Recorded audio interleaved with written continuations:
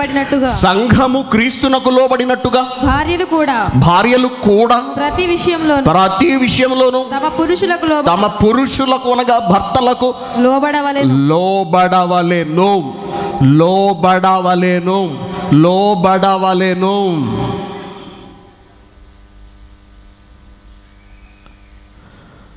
లోబడుతున్నావా?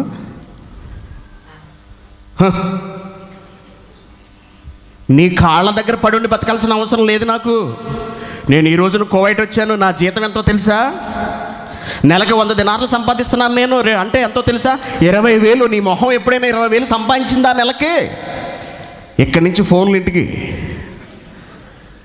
ఇప్పుడు నా జీతం ఎంతో తెలుసా? నెలకు 150 దినార్లు అంటే 30,000. ఎప్పుడు చూసినా నీ గొర్రె తొక్క బెత్తుడు జీతమే. నీ మొహం పెట్టుకుని ఎప్పుడైనా 30,000 సంపాదించగలిగావా?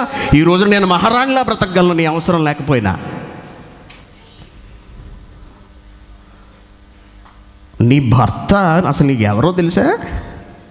స్త్రీలారా, తల్లులారా, సహోదరిలారా, తల్లులారా, చెల్లెళ్ళారా, భర్త అంటే మీకు ఎవరో తెలుసా? అసలు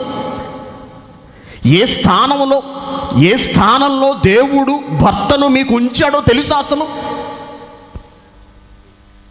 చూడండి ఏమంటున్నాడు. కొరింథీయులకు రాసిన మొదటి పత్రిక 11వ అధ్యాయము 3వ వచనం. ప్రతి పురుషునికి శిరస్సు క్రీస్తు అనియు. ప్రతి పురుషుడికి అంటే నీ భర్తకు శిరస్సు ఎవరో తెలుసా? క్రీస్తు. స్త్రీకి శిరస్సు పురుషుడు. ఆడి గురించి మాకు చెప్పకండి. అమ్మ, నువ్వు ఎవరి గురించి మాట్లాడుతున్నావు? ఆడే ఎవరు? మా ఆయన. నీ భర్త గురించి నువ్వు మాట్లాడుతున్నావు. నీ నాలుక ఎలా ఉండాలో తెలుసా? నువ్వు ఎంత జాగ్రత్తగా మాట్లాడో తెలుసా? గౌరవం లేదా? చాలామంది భర్తల్ని పేరు పెట్టి పిలుస్తారు. అన్నయ్య రవి వస్తున్నాడు ఇవాళ.